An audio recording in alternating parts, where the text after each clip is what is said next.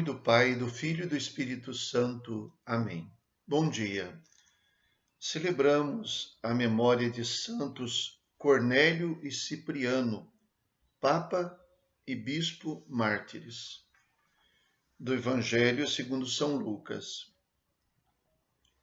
Naquele tempo disse Jesus: Com quem hei de comparar os homens desta geração?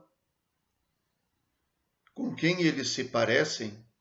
São como crianças que se sentam nas praças, se dirigem aos colegas dizendo: Tocamos flauta para vós e não dançastes. Fizemos lamentações e não chorastes. Pois veio João Batista, que não comia pão, nem bebia vinho, e vós dissestes: Ele está com um demônio. Veio o Filho do Homem, que come e bebe, e vós dizeis: Ele é um comilão e beberrão, amigo dos publicanos e dos pecadores. Mas a sabedoria foi justificada por todos os seus filhos. Palavra da salvação. Glória a vós, Senhor. Os homens podem ser comparados a crianças, sim. A vida pode ser comparada a uma brincadeira de praça, onde as crianças dizem umas às outras: eu vou fazer de conta que eu não estou vendo e você vai se esconder e depois eu vou te procurar. Ou onde as crianças podem fazer de conta que são alguma coisa ou alguém. Eu sou um médico, você é o paciente. Eu sou o marido, você é a mulher. Eu sou o policial, você é o bombeiro. A vida pode ser comparada a isso. É assim que Jesus faz a comparação.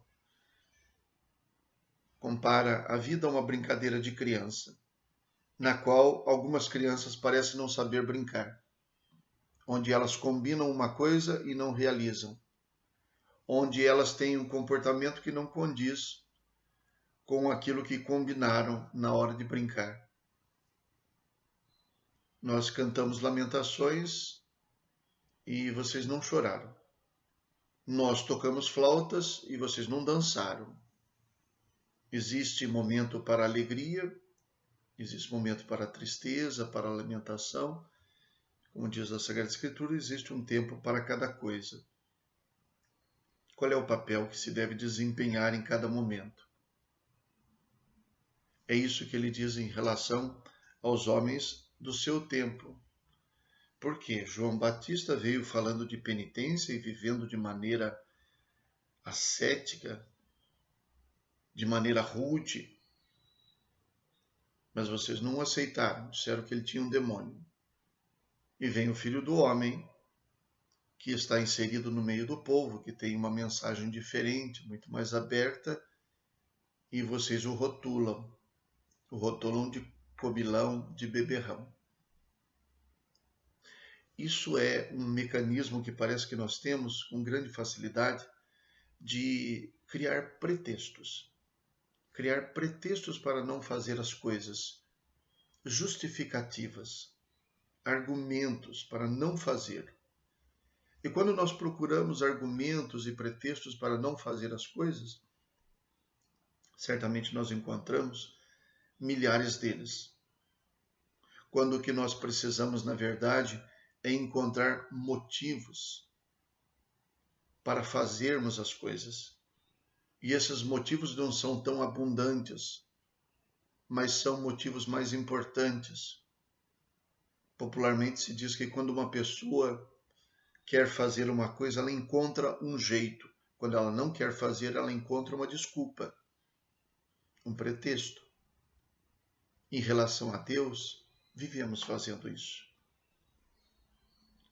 Vivemos dizendo que não somos capazes de fazer uma coisa aqui porque, por exemplo, não querendo fazer nenhum juízo sobre ninguém, porque a missa é muito cansativa, isso, aquilo outro, e, no entanto, eu sou capaz de perder horas e fazer esforços tremendos atrás de outras coisas que não significam o que significa, por exemplo, uma missa.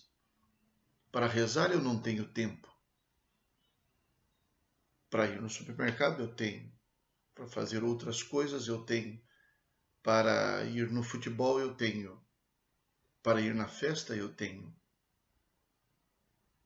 Se a gente levasse em consideração os esforços, as verdadeiras aventuras que certas pessoas enfrentam para fazer uma viagem, para ir para a praia, por exemplo, para ir numa festa ou num baile de carnaval, por exemplo, dinheiro, esforço, tensão, cansaço, e que às vezes custa oferecer muito menos disso para uma causa religiosa, para uma motivação espiritual, por exemplo. E não estou querendo falar aqui de corresponder somente às expectativas da instituição da igreja, nem só cumprir os preceitos e mandamentos. Eu estou querendo colocar a pessoa em confronto com ela mesma. Por exemplo, de vez em quando eu medito sobre isso. Você imagina uma pessoa vir pedir uma moedinha e a gente fazer um carnaval para dizer que não dá moedinha porque a pessoa vai fazer isso, vai fazer aquilo, porque a gente não quer ser enganado por um pobre, por exemplo, né? Aí de repente a gente entra num restaurante e gasta uma fortuna lá para comer uma refeição. Fortuna, digo assim, claro, não é uma fortuna, imagino no nosso caso, mas é uma soma em dinheiro que, se você coloca ao lado do que a pessoa tinha pedido ali, você pensa, poxa, eu podia dar uma moedinha para todo mundo que me pedisse, que eu não ficaria mais pobre. Assim como eu posso gastar um dinheiro grande para uma refeição que proporcionalmente daria para pagar, sei lá, 3, 4, 5 refeições mais simples para alguém que não tem o que comer, por exemplo. Eu penso num confronto com a gente mesmo, eu me confronto com isso. E assim procuro pensar quais são as reações e quais as atitudes que a palavra de Deus, que o conhecimento da vontade de Deus deveria provocar em mim. Quando é que eu deveria verdadeiramente me empenhar e fazer verdadeiras aventuras para fazer uma coisa? Onde é que os esforços valeriam a pena? Onde é que as coisas deveriam ser relativizadas? E voltando na história da brincadeira, como se fosse um teatrinho que Jesus usa para fazer a comparação, é evidente que a vida não é uma brincadeira e que não é um teatro no qual nós estamos representando papéis, mas também é verdade que nós exercemos papéis, que cada um de nós tem uma responsabilidade. Quem é adulto tem uma responsabilidade nas suas atitudes com as crianças. Quem é pai representa um papel, representa, que eu digo que não é uma farsa. Há uma atitude que se espera de um pai diante de um filho, de um professor diante do aluno, de um amigo diante do outro amigo, de um cristão diante da sociedade. Rezemos.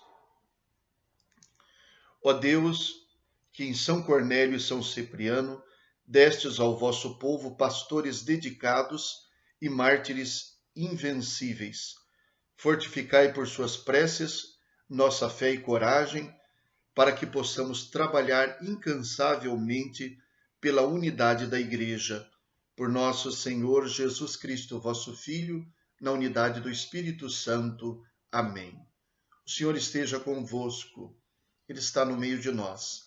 Abençoe-vos Deus Todo-Poderoso, Pai, Filho e Espírito Santo. Amém. Fiquem com Deus, tenham um bom dia.